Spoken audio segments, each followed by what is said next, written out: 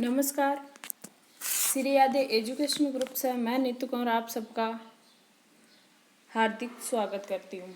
हम कक्षा 10 की सामाजिक विज्ञान की पाठ्य पुस्तक के थे जो इतिहास का भाग आता है वो हम पढ़ रहे थे। इससे पिछले वीडियो में हमने छत्रपति शिवाजी महाराज के बारे में पढ़ा था और आज हम उन्हीं के घनिष्ठ मित्र जो वीर तानाजी राव मालुसरे आते हैं उनके बारे में हम पढ़ने वाले हैं।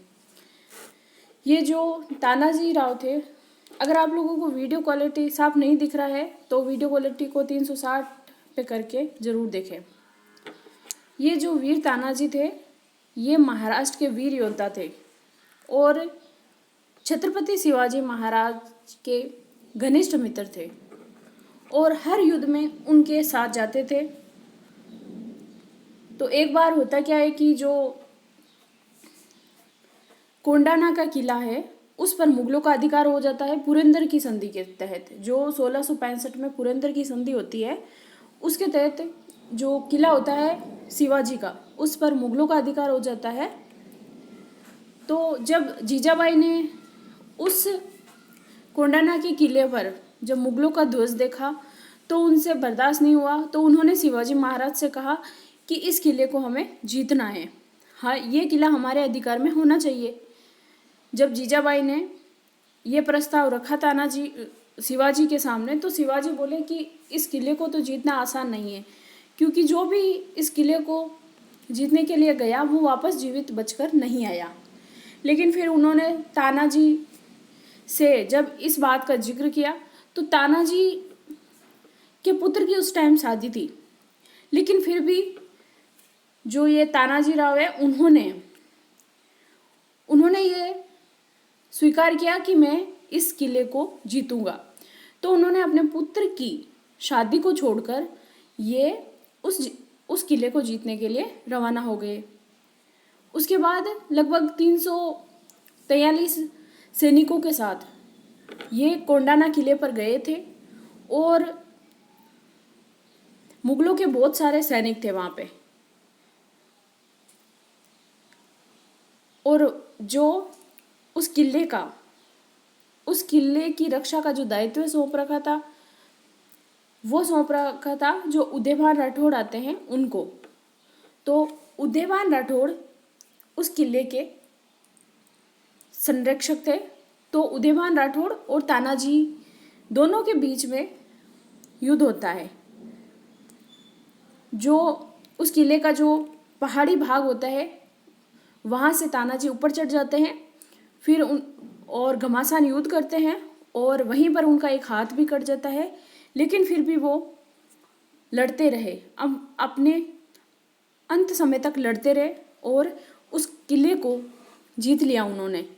लेकिन तानाजी खुद वहीं पर वीर गति को प्राप्त हो गए थे। लेकिन जब शिवाजी को ये समाचार सुने वो कि हम विजित हो गए तो वो तानाजी का अभिनंदन करने के लिए वहाँ पे आए। तो उन्होंने देखा कि तानाजी तो शहीद हो गए हैं, मृत्यु को प्राप्त हो गए हैं। तो फिर वो बोले कि हमने किले को तो जीत लिया लेकिन हमने अपना शेर खो दिया। तो वहीं से कोंडाना किले का नाम उसी दिन से सिंहगढ़ पड़ गया था। और ये देखिए वीर तानाजी राव मालुसरे की प्रतिमूर्ति बनी हुई है और उन्हीं के नाम पर उस किले का नाम पड़ा था। तो चलिए हम पढ़ते हैं जो वीर तानाजी है उन्हीं के बारे में।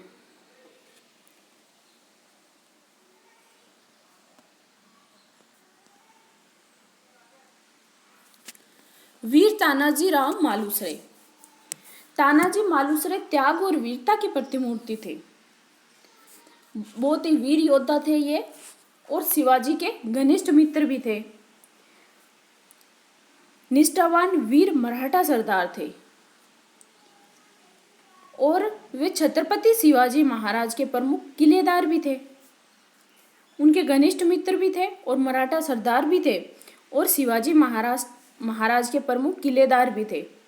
जब 1670 ईस्वी की सिंहगढ़ यानी कोंडाना किला की लड़ाई में उन्होंने अपनी महती भूमिका निभाई और उसी के लिए वो प्रसिद्ध हो गई। ये जो युद्ध हुआ था सिंहगढ़ का कोंडाना किले पर, वो हुआ था 1670 ईस्वी में।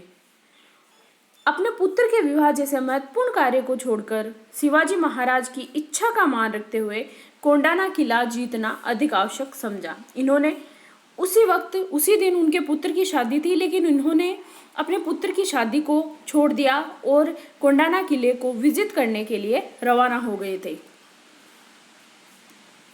तानाजी राव का जन्म महाराष्ट्र के कोंकण प्रांत में महाड़ के पास उमरथे में हुआ था। कहाँ पे हुआ था? महाराष्ट्र में हुआ, कोंकण प्रांत में हुआ था। वे बचपन से ही छत्रपति शिवाजी के दोस्त थे। जो छत्रपति शिवाजी महाराज थे उनके बचपन के दोस्त थे तानाजी राव, और उनके साथ हर युद्ध में शामिल होते थे। औरंगजेब ने जब कपट से शिवाजी के साथ तानाजी को भी बंदी बना लिया था, तो वहां से बाहर निकलने की योजना दोनों ने मिलकर बनाई थी। एक बार औरंगजेब ने शिवाजी को बंदी बना लिया था और उनके साथ ही तानाजी को भी बंदी बना लिया था, लेकिन दोनों ने मिलकर योजना बनाकर वे वहां से बाहर निकल गए थे। एक बार माता जीजाबाई कोंडाना किले को देख रही थी। जीजाबाई जो प्रतापगढ़ का किला है उसमें बैठे थे और जो कोंडाना का किला था उसको देख रहे थे। शिवाजी द्वारा मन की बात पूछने पर जीजाबाई ने बताया कि इस किले पर लगा जो झंडा है वो मेरे मन को नहीं भा रहा है। तो शिवाजी ने अगले ही दिन अपने सैनिकों को बुलाकर पूछा कि कोंडाना किला जीतने कौन जाएगा। जब शिवाजी ने अपने सरदारों से और अपने सैनिकों से ये पूछा, तो अन्य सभी सरदार और किलेदार ये कार्य करने का साहस नहीं जुटा पाए, किंतु तानाजी ने इस चुनौती को स्वीकार किया और बोले कि कोंडाना किला मैं जीतकर लाऊंगा। तानाजी अपने भाई सूर्याजी वे शेलार मामा के साथ 342 सैनिक लेकर निकले। तानाजी के भाई का नाम आता है सूर्याजी और उनके मामा के साथ लगभग 342 सैनिक लेकर वो कोंडाना विजित करने के लिए निकल पड़े थे। रात्रि का समय था और जो कोंडाना किले की चढ़ाई थी वो बहुत ही कठिन थी, लेकिन फिर भी रात्रि में कठिन चढ़ाई पार करके वो किले पर चढ़ गए और जो कल्याण दरवाजा है उसको खोलकर मुगलों पर आक्रमण कर दिया। कोंडाना किला ये जो उदयभान राठौड़ आते हैं उनके नियंत्रण में था। उदयभान राठौड़ के नेतृत्व में 5000 मुगल सैनिकों के साथ तानाजी का भयंकर युद्ध हुआ। देखिए ये सिर्फ ये 5000 सैनिक थे और यहाँ पे सिर्फ 342 शिवाजी तानाजी के पास 342 और मुगलों के पास 5000 मुगल सैनिक थे, लेकिन फिर भी तानाजी ने विजय हासिल की। उनके साथ तानाजी का भयंकर युद्ध हुआ। तानाजी ने बहुत बहादुरी से युद्ध लड़ा था उस टाइम और उसी युद्ध में उनका हाथ कट गया था, लेकिन फिर भी वो लड़ते रहे। तानाजी बहादुर शेर की तरह लड़े और अंत में युद्ध जीत लिया था। लेकिन इस युद्ध में तानाजी गंभीर रूप से घायल हो गए और वहीं पर वीर गति को प्राप्त हो गए थे। इस लड़ाई में किला तो स्वराज्य में शामिल हो गया था, यानी शिवाजी के अधिकार में आ गया था, लेकिन तानाजी मारे गए थे। छत्रपति शिवाजी ने जब ये खबर सुनी तो वो बोल पड़े, गढ़ तो जीता लेकिन जीत नहीं रहा, गढ़ तो जीता लेकिन सिंह नहीं रहा। यानी कि हमने इस दुर्ग को तो जीत लिया, लेकिन सिंह, यहाँ पे सिंह शब्द किसके लिए प्रयोग किया है? तानाजी के लिए। किसने? शिवाजी ने। तो शिवाजी बोले कि गढ़ तो जीता लेकिन सिंह नहीं रहा, गढ़ आला पण सिंह गेला, यानी हमारे तानाजी नहीं रहे। तानाजी मालुसरे की स्मृति में कोंडाना के किले का नाम बदलकर सिंहगढ़ कर दिया गया। उसी के बाद इसको कोंडाना का किला नहीं बोलकर सिंहगढ़ के नाम से जानते हैं। और पुणे में भी वाकड़े वाली भाग का नाम बदलकर नरबीर तानाजी वाड़ी कर दिया गया था और तानाजी के अनेक स्मारक भी बने हुए हैं। और अभी जो तानाजी मूवी आई थी जिसमें अजय देवगन ने तानाजी का रोल किया था और जो सैफ अली खान ने उन्होंने उदयभान राठौड़ का रोल किया था। तो वो भी बहुत ही इम्पोर्टेंट रोल निभाया उन्होंने। ये है रायगढ़ का किला जो कि महाराष्ट्र में है। तो अब हम पढ़ेंगे जो दक्षिण भारत के राज्य आते हैं, विजयनगर और बहमनी साम्राज्य, इनके बारे में हम पढ़ लेते हैं। ये जो विजयनगर साम्राज्य है इसकी स्थापना मोहम्मद बिन तुगलक के समय हुई थी और हरिहर तथा बुक्का इन दोनों भाइयों ने विजयनगर साम्राज्य की स्थापना की थी। और हरिहर और बुक्का इन दोनों के पिता का नाम था संगम, तो इसीलिए इस वंश का नाम भी संगम ही है। और हरिहर और बुक्का के द्वारा विजयनगर साम्राज्य की स्थापना की गई थी। और विजयनगर साम्राज्य की जो स्थापना है वो किसके कहने पर की? जो विद्यारण्य आते हैं उनकी सलाह पर की गई थी, जो कि एक प्रकांड पंडित विद्वान माने जाते थे।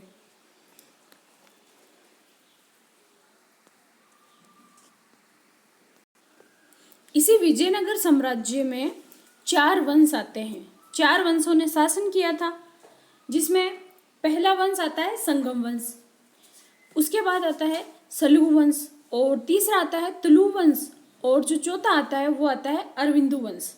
तो इस प्रकार विजयनगर साम्राज्य पर कम से कम चार वंशों ने शासन किया था। और जो ये संगम वंश है, जिसमें विजयनगर जो साम्राज्य की जो पहला शासक था हरिहर, उसने प्रारंभ से अपनी राजधानी बनाई अन्नीगुडी को। और उसके बाद हरिहर ने जो तुंगभद्रा नदी है दक्षिण में, वहीं पर विजयनगर नाम से ये साम्राज्य बसाया था। और हरिहर के बाद संगम वंश में 2 प्रमुख शासन हुए थे विजयनगर साम्राज्य के। तो उनका नाम आता है देवराय फर्स्ट और देवराय द्वितीय। और जो संगम वंश का अंतिम शासक आता है उनका नाम आता है विरूपाक्ष। और 4 वंशों ने शासन किया था। तो चलिए हम पढ़ते हैं विजयनगर और बहमनी साम्राज्य के बारे में।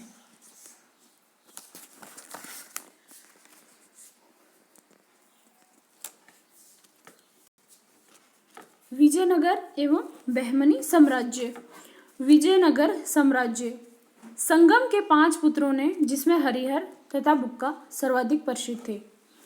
तुंगभद्रा नदी के उत्तरी तट पर ये जो विजयनगर राज्य की नींव डाली थी वो तुंगभद्रा नदी के उत्तरी तट पर डाली थी। किसने? हरिहर ने। वे वारंगल के काकतियों के सामंत थे और बाद में आधुनिक कर्नाटक में कांपिल्य राज्य के मंत्री बने। ये जो हरिहर और बुक्का थे ये पहले वारंगल के काकतियों के सामंत थे और उसके बाद ये कर्नाटक में कांपिल्य राज्य के मंत्री बने थे। और विजयनगर साम्राज्य वर्तमान में कर्नाटक के हम्पी में आता है। मोहम्मद तुगलक ने कांपिल्य को रौंदे जाने पर इन दोनों भाइयों को बंदी बना लिया था। किसको? हरिहर और बुक्का को। किसने बंदी बनाया था? मोहम्मद बिन तुगलक ने। लेकिन बाद में इनको मुक्त कर दिया था, लेकिन इनका धर्म परिवर्तन कर दिया था। लेकिन इनके गुरु आते हैं विद्यारण्य, तो इनके प्रयत्न से इनकी वापस शुद्धि हुई थी और उन्होंने विजयनगर में अपना स्वतंत्र राज्य स्थापित किया था। किसने? हरिहर और बुक्का ने, जो कि शीघ्र ही दक्षिण भारत का शक्तिशाली राज्य बन गया था। और आज इसकी राजधानी विजयनगर की पहचान हम्पी नामक स्थल में खंडहरों से की जाती है, जिसे विश्व विरासत संरक्षण के अंतर्गत यूनेस्को द्वारा सम्मिलित कर लिया गया है। किसको? ये जो हम्पी है इसको। हरिहर का राज्यारोहण 1336 ईस्वी में हुआ था और इसने होयसेल के सारे प्रदेश को 1346 ईस्वी में विजयनगर के अधिकार में ला दिया था। बुक्का 1346 ईस्वी में अपने भाई हरिहर का उत्तराधिकारी बना। हरिहर के बाद 1346 ईस्वी में बुक्का उत्तराधिकारी बनता है। उसने 1377 ईस्वी तक राज्य किया था। सारे दक्षिण भारत जिसमें रामेश्वरम, तमिल, चेर प्रदेश तथा बुक्का ने विजयनगर साम्राज्य को फैलाया था। उसके बाद हरिहर द्वितीय ने बुक्का का उत्तराधिकारी बना। कौन? हरिहर द्वितीय। और इसी के काल में उसका मुस्लिम शासकों के साथ संघर्ष हुआ था। किसका? जो हरिहर द्वितीय है उनका। ये शिव के विरूपाक्ष रूप का उपासक था। किसका? शिव के विरूपाक्ष का उपासक था। और इसी काल में मैसूर के वनारा, तिरुचिरापल्ली तथा कांजीवरम सहित दक्षिण भारत तक विजयनगर साम्राज्य फैल चुका था। इसके बाद देवराय प्रथम आता है, जिसने 1406 से 1422 ईस्वी तक शासन किया और हरिहर द्वितीय की तरह बहमनी सुल्तानों से पराजय मिली इसको। ये जो बहमनी साम्राज्य था और विजयनगर साम्राज्य, इन दोनों के शासकों में युद्ध होता रहता था। 1422 से 1426 ईस्वी तक बुक्का के पुत्र आते हैं, देवराय द्वितीय ने शासन किया था और इसे हाथियों का शिकारी की उपाधि मिली थी। इसने बहमनी राज्य का मुकाबला करने हेतु पहली बार सेना में मुस्लिमों को भर्ती किया था। किसने किया था? जो ये देवराय द्वितीय है इसने। और इटली के यात्री है निकोलो कोंटी। और जो फारस के दूत आते हैं अब्दुल रजाक, ये देवराय द्वितीय के काल में ही इन्होंने विजयनगर का भ्रमण किया था। इस काल में विजयनगर साम्राज्य की सीमा श्रीलंका के समुद्री तटों तक पहुंच चुकी थी। किसके काल में? देवराय द्वितीय के काल में। और इसी साम्राज्य के जो अंतिम शासक आते हैं उनका नाम आता है विरूपाक्ष और मल्लिकार्जुन। तो ये विजयनगर साम्राज्य था। ये देखिए विजयनगर साम्राज्य में हम्पी खंडर के रूप में। अब हम जो अगला साम्राज्य है बहमनी साम्राज्य, तो अब हम बहमनी साम्राज्य के बारे में पढ़ लेते हैं। बहमनी राज्य की स्थापना मोहम्मद तुगलक के समय हुई थी। कब हुई थी बहमनी साम्राज्य की स्थापना? मोहम्मद तुगलक के समय हुई थी 1347 ईस्वी में। किसने की थी? जो अलाउद्दीन हसन बहमन शाह है उसने बहमनी साम्राज्य की स्थापना की थी। ये जो अलाउद्दीन हसन बहमन शाह थे, ये जो ईरान में है, ईरान में स्थित है बहमन प्रदेश, वहाँ का निवासी था ये। और वे अमीरों का नेता भी था। कौन? अलाउद्दीन हसन बहमन शाह। 1347 ईस्वी में अलाउद्दीन हसन बहमन शाह के नेतृत्व में ही दक्षिण भारत में मोहम्मद बिन तुगलक के विरुद्ध विद्रोह किया था। किसने किया था? अलाउद्दीन हसन बहमन शाह ने। और जिसका वे दमन नहीं कर सका। कौन नहीं कर सका? मोहम्मद बिन तुगलक। क्योंकि मोहम्मद बिन तुगलक ने लगभग कई योजनाएं चलाई थी, लेकिन उसकी सभी योजनाएं असफल रही थी। जैसे दोआब में करवर्दी की थी उसने, राजधानी परिवर्तन की थी उसने, और भी उन्होंने कई योजनाएं चलाई थी, लेकिन सभी असफल रही थी। और जो दक्षिण भारत की जनता थी वो भी मोहम्मद बिन तुगलक के विरुद्ध थी। तो इसीलिए जब अलाउद्दीन हसन बहमन शाह ने विद्रोह किया था तो वो उनका दमन नहीं कर सके और इसी प्रकार दक्षिण भारत में बहमनी राज्य की स्थापना हो गई थी। वो स्वतंत्र राज्य की स्थापना हो गई थी। किसने की थी? अलाउद्दीन हसन बहमन शाह ने। और अलाउद्दीन हसन बहमन शाह के द्वारा ही अपनी राजधानी को कहाँ पर बनाया? गुलबर्गा पर, वहाँ पर अपनी राजधानी बनाई। और अलाउद्दीन हसन बहमन शाह के बाद जो सुल्तान हुए थे वो 3 माने जाते हैं। जैसे पहला आता है मोहम्मद शाह प्रथम, और दूसरा आता है ताजुद्दीन फिरोज शाह, और तीसरा आता है शहाबुद्दीन अहमद शाह फर्स्ट। तो इस प्रकार अलाउद्दीन हसन बहमन शाह के बाद 3 सुल्तान महत्वपूर्ण आते हैं। तो अब हम बहमनी साम्राज्य के बारे में पढ़ लेते हैं। दक्षिण में बहमनी राज्य एवं राजवंश का प्रारंभ मोहम्मद तुगलक के एक अधिकारी हसन जफर शाह ने 1347 ईस्वी में किया था। हसन ने दक्षिणों के अमीरों की सहानुभूति प्राप्त करके तुगलक के खिलाफ फैले विद्रोह का फायदा उठाकर अपना राज्य स्थापित किया था। जो दक्षिण में अमीर वर्ग था वो मोहम्मद बिन तुगलक से नाराज था, तो इसी का फायदा उठाया था अलाउद्दीन हसन बहमन शाह ने। और वे कहाँ के थे? जो फारस के वीर योद्धा बहमन का वंशज था, और इसने अलाउद्दीन बहमन शाह का खिताब भी धारण किया था। गुलबर्ग में अपनी राजधानी बनाई थी, लेकिन इनकी मृत्यु 1358 ईस्वी में हो गई थी। किनकी? अलाउद्दीन हसन बहमन शाह की, जिसने बहमनी साम्राज्य बसाया था। इनकी मृत्यु हो गई थी 1358 ईस्वी में। और बहमनी राज्य उस समय पैनगंगा से दक्षिण में कृष्णा नदी और पश्चिम में गोवा तक फैल गया था। जब उनकी मृत्यु हुई थी तब विजयनगर की पश्चिमी सीमा बहमनी राज्य से टकराती थी। जो ये विजयनगर है, इसकी सीमा बहमनी राज्य से टकराती थी। अतः दोनों साम्राज्यों में संघर्ष चलता रहता था। बहमनी साम्राज्य और विजयनगर साम्राज्य दोनों में संघर्ष चलता रहता था। मुकदल एवं रायचूर दो सीमांत किलों पर अधिकार भी युद्ध का कारण रहा था। बहमनी के जो नवे सुल्तान आते हैं उनका नाम आता है अहमद ने गुलबर्ग से राजधानी हटाकर बीदर को बनाया था। अलाउद्दीन हसन बहमन शाह ने अपनी राजधानी गुलबर्गा को बनाया था, लेकिन ये जो नवे सुल्तान आते हैं अहमद ने, इन्होंने अपनी राजधानी बीदर को बना लिया था।